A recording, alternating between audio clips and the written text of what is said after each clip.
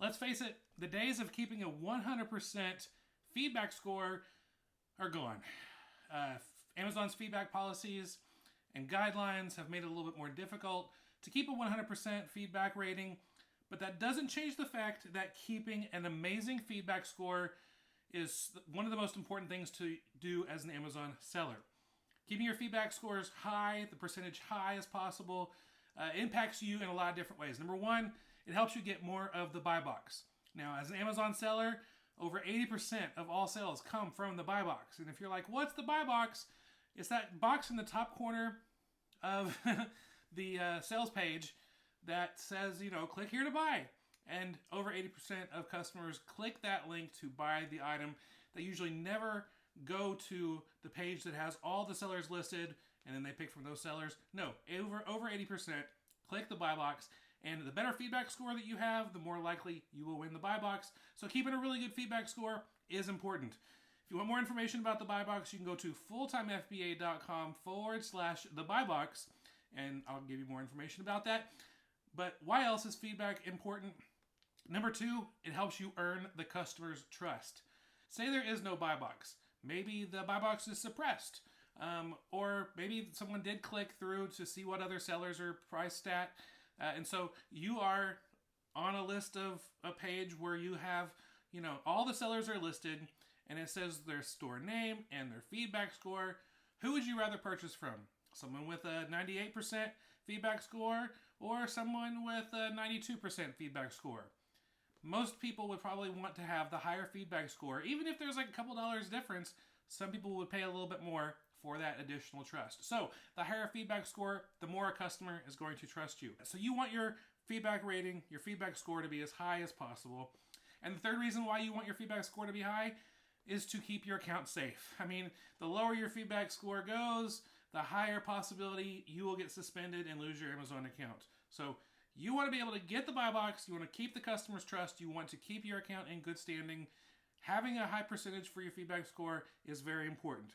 So when you get a feedback, you get a score between a 1, 2, 3, 4, and 5.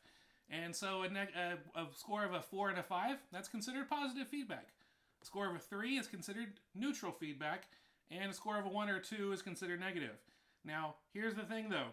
A score of a 3, whether Amazon calls it neutral or not, it still impacts your feedback score negatively. So you want all of your feedback scores to be a 4 or a 5, and you want to do whatever you can to eliminate the scores that are given to you that are a 1, 2, or a 3 if they break the customer feedback policy. So what I do is I use a tool called Feedback Genius, and Feedback Genius is it's genius. I mean, it's brilliant. It helps me out in so many different ways, and this is important for you to know because Amazon has just recently updated their customer communication guidelines. How you communicate with a customer, the things you're allowed to say, what you shouldn't say, and I'm going to talk a little bit about that, give you some links so that you can get the latest information. But Feedback Genius helps you in a lot of different ways. Number one, it sends an email to the customer automatically and does a couple different things. So I like to set up my Feedback Genius email to go out the day after the item arrives that the customer purchased. So Feedback Genius can go in, they can actually see the UPS tracking, they can see when the customer received that particular package, and you know what they do? I have it set up, you can set it up however you want, but I set it up that the day after they get the package, Feedback Genius sends them an email and says something to the effect of, hey, your item arrived yesterday, and I just want to let you know that if there's any issues, anything wrong with that, I would like to fix it. So reply to this email, let me know what problems there are, and I'll do my best to solve them. Also, if you have a chance, here is a way that you can leave your rating about your customer experience. You can go to Amazon, you can follow these instructions, and this is how you can rate your experience with me as a seller.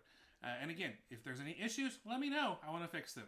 And this does a couple different things. Number one, it tells the customer that they should have arrived their package. If they didn't get it, you're being a service to them by letting them know they should have received it by now. Secondly, it tells the customer, if there's an issue, I want to solve it. So instead of, the customer going and leaving you negative feedback, you're going to have an opportunity to solve that problem. So that helps eliminate some of the negative feedbacks by you offering ahead of time an opportunity for you to solve that problem. And then I would like for you to rate this transaction. So rate me as a seller. This is where you can go to rate me. So it helps fix a lot of issues. So it helps you get more positive feedback by asking for an honest review of the seller experience. And it helps eliminate a lot of the future negative feedbacks by helping them to understand they just need to contact you and you're going to fix the problem.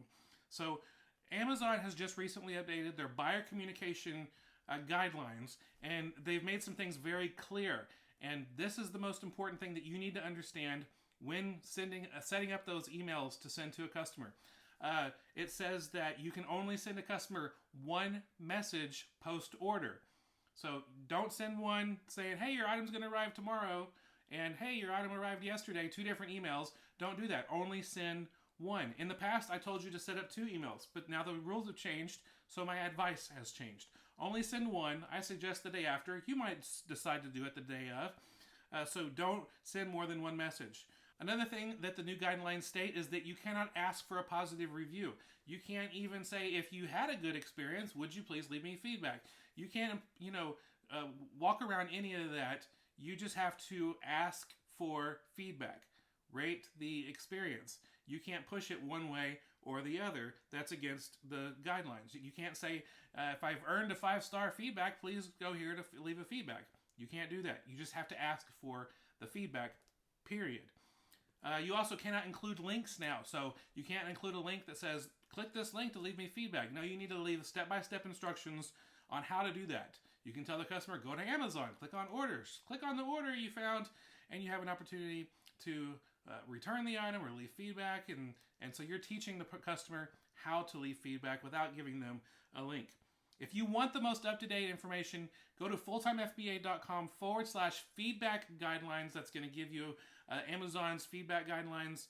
And if anything changes or they make tweaks to it or updates, if you go to fulltimefba.com/feedback changes, I'll have a link that works, that forwards to let you know about the most important updates or clarifications. Because sometimes Amazon will make a guideline page and then they'll make a clarification page. They won't update the guideline page. I don't know why, but they don't sometimes. They'll include a clarification page. So you got important information on 2 different pages that really need to be combined, but sometimes they don't. That's why I've got 2 links for you.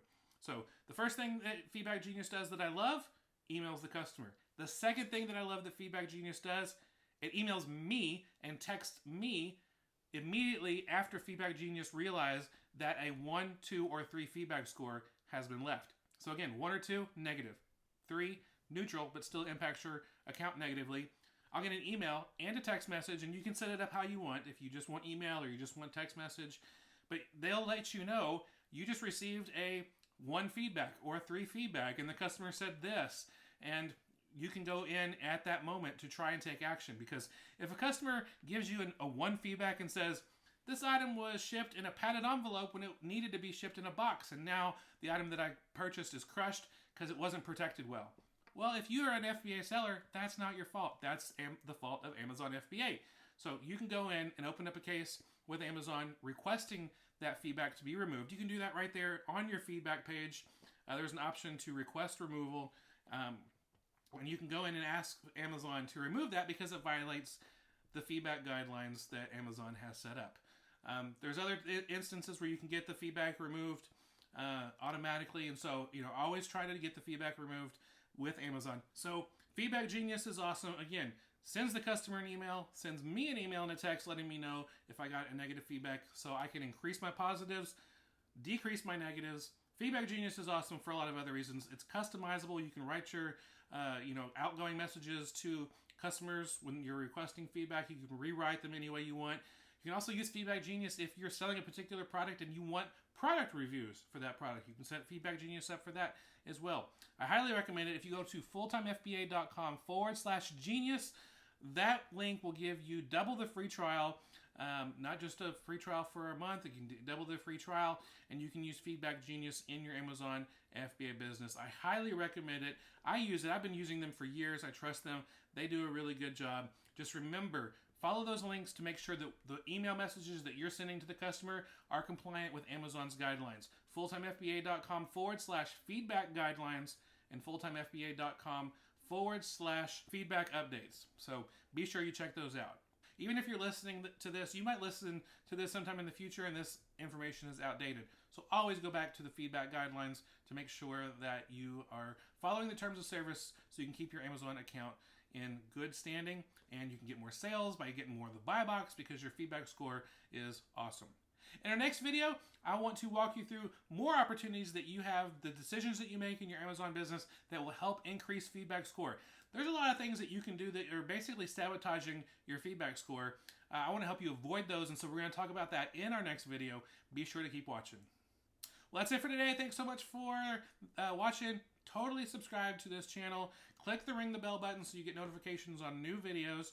And if you want even more, come join us at the blog, fulltimefba.com. We've got some freebies for you, some free downloads that will help your Amazon business be that much better, and we'll help you turn part-time hours into a full-time income selling on Amazon. Have a great day, everybody. Thanks. God bless. Bye.